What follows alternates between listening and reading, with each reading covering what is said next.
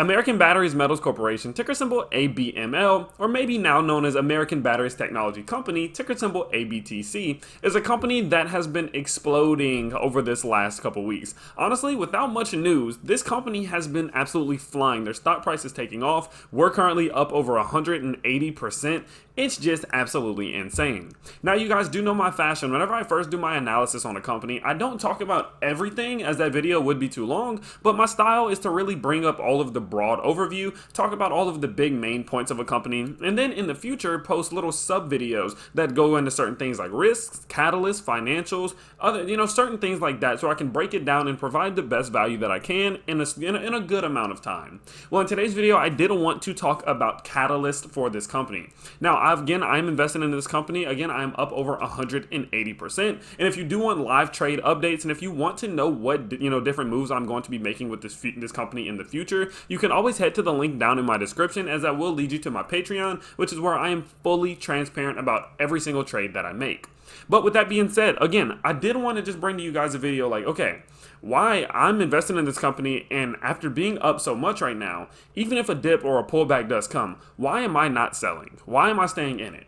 And realistically, the reason I'm staying in is because I believe long-term, this company has loads of potential. And so what I wanted to do is provide you guys 3 or 4 of those big reasons as to why I'm staying into this company, and a few catalysts that I think will even propel this thing further in the future. So the very first catalyst we are going to talk about is, of course, going to be their pilot plant. Now, if you're unsure what a catalyst itself is, it is anything that can move a stock price up or down. But in today's video, we will be talking about good catalysts and things that I really just do believe are going to play a very good role for not only the stock price, but the company in general.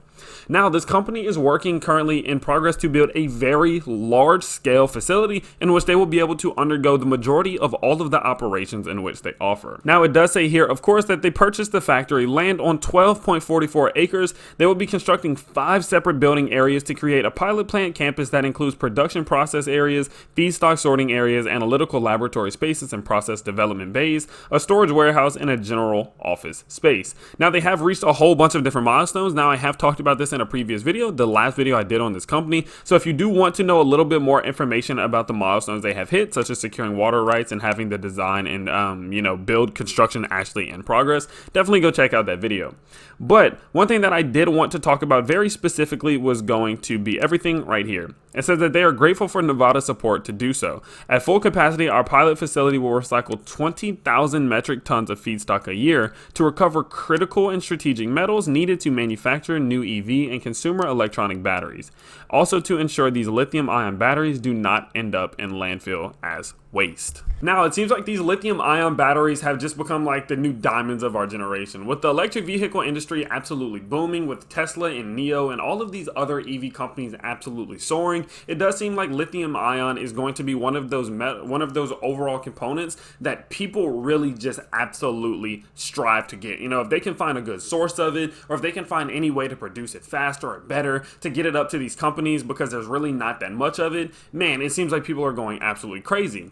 Well, the reason that I believe that this specifically is going to be so important is that recycling these batteries is not something that is currently very large right now. The overall market for recycling these very, very special metals is really not all that big. Whenever you think about it, the majority of these different components do end up in landfills as waste, like they said here. And there's not been too many companies that have been capable to fully process and analyze all of these different material and then pull out all of the metals that they think will be very, useful, and then get rid of the stuff that they aren't going to be using. Now, with that being said, this company is working on a facility in which can go through 20,000 tons of this material in 1 year. Now, that is only going to grow as the future does go on, as they have a lot more stuff that's going to need to be recycled, as lithium-ion batteries, some of maybe even the old ones from the past, as they do start to age and as they do start to need to be recycled to get those very important components and metals and then discard the rest of it.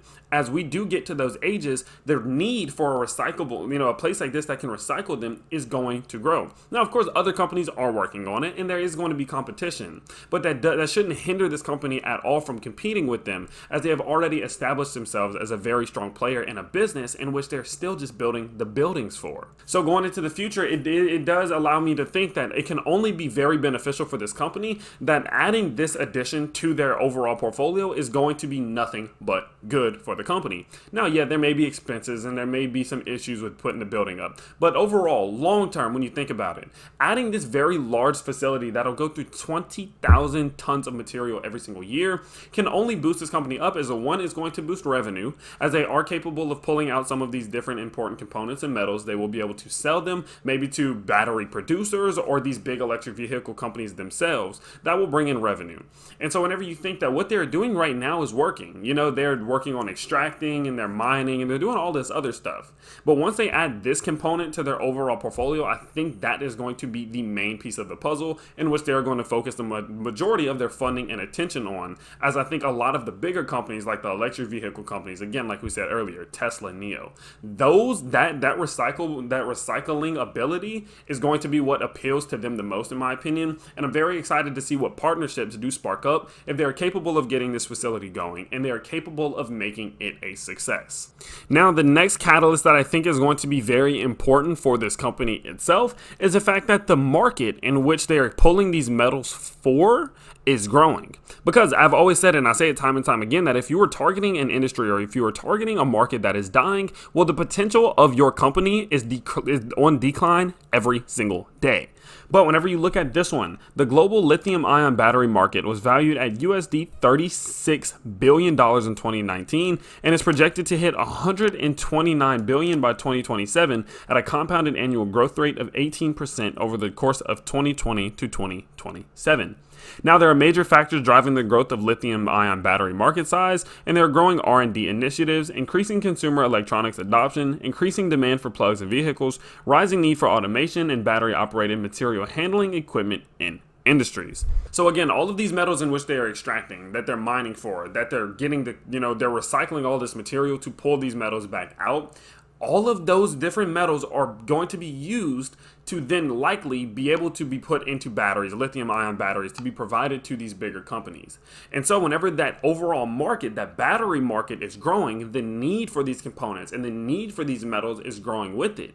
And as this company does establish themselves as a player, and as they do establish themselves as a competitor to all of these other companies, it allows them to maybe say, hey, look, this industry is growing. Not many people are, doing what we're doing. Let us sell you this material for you to make the batteries, to then sell it to all these big EV companies. It's a win for us because our process is making us revenue. It's a win from you because you're buying this from us, putting them together how they need to be made, and then selling them to these bigger companies. Or they can take them, and if, say, one of the bigger companies decides we're going to stop buying batteries from these different producers and we're just going to start to make them ourselves, well, then they're like, hey, y'all need to make them. Don't go out spending all this money to extract them yourselves. We'll sell it. We'll do all the hard work. We'll make it. We'll get the recycling facilities put up. We'll get all of these different metals and components extracted, and then we'll sell them straight to you. So you have a direct source from all of these recycling facilities. And so it makes you think that as this industry does grow and as demand does increase, that the need for their services will also increase. And I do believe that that is a very, very big catalyst for this company. Now, the very last catalyst, and it's something that might necessarily not be a catalyst, but I do believe that it will have the domino effect on this company, and that it will lead kind of like a trickle-down effect. Like what this company is doing will eventually affect American Battery Metals Corp. Now, it says here that on Seeking Alpha, since Tesla's battery day, there has been a surge in interest in who can supply Tesla with the battery metals needed for them to ramp a massive 3 TWh battery capacity by 2030. To get an idea of scale for lithium, this would mean about 2.7 million tons of LCE would be needed per annum, just by Tesla. Now, this is about 9 times total global lithium production in 2019. So, where does this leave American Battery Metals? Now, I might be reaching on this one, but it does make a lot of sense if you think about it like this. Tesla is the biggest electric vehicle company in the world. It's very clear. Now, as they are starting to ramp up production, all of that production in which they are looking for, they are targeting for North America. So what is that going to do for the demand of lithium? What is it going to do for the demand of all of these metals that they specialize in extracting and recycling?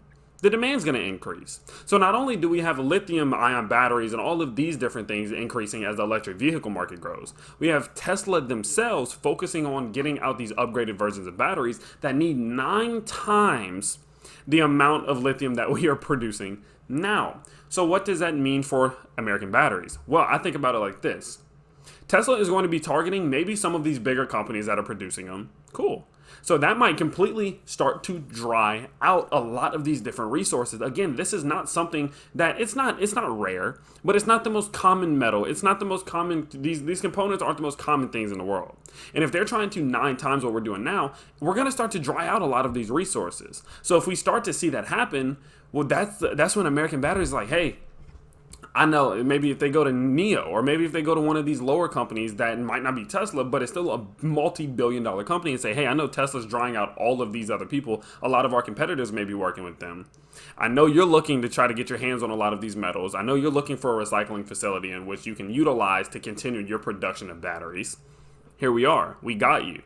Or lo and behold, maybe Tesla goes to them and says, hey, we see what you're doing in Nevada. We have a facility not that far away. We want to use you. We want to, work partner hand in hand with you for you to provide us with the metals in which we will need to reach our goals by 2030. All of these are very possible. And if this company keeps on the right track, and if they keep doing the great work that they are doing, I do believe that we will start to see a lot of these different agreements and partnerships materialize over the next few years, especially as we do see this overall market increase substantially.